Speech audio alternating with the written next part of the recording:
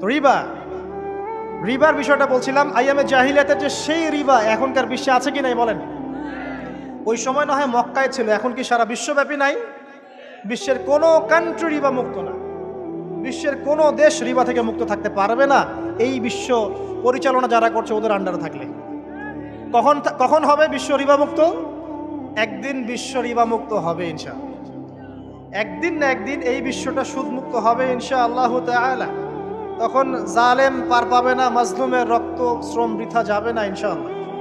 কবে কত বছর পর আমি জানি না, কিন্তু এতটুকু জানি যে মালহামার পরে যখন আল মাহদি আসবেন এবং তারপর যখন মাসিহুদ দাজ্জাল বের হবে এবং ঈসা ইবনে মারইয়ামকে আল্লাহ পাক নামিয়ে দিবেন, তার হাতে যখন দাজ্জাল নিহত হবে এবং জেরুজালেম থেকে যখন পুরো বিশ্ব শাসন করা হবে মুসলিমদের হাতে, তখন রিবা বলে কিচ্ছু থাকবে না পৃথিবীতে। তার আগ পর্যন্ত এই অবস্থা সলভ হবে কিনা আমরা জানি না, হতেও পারে নাও। ওই সময় যে হবে নিশ্চিত ইনশাআল্লাহ।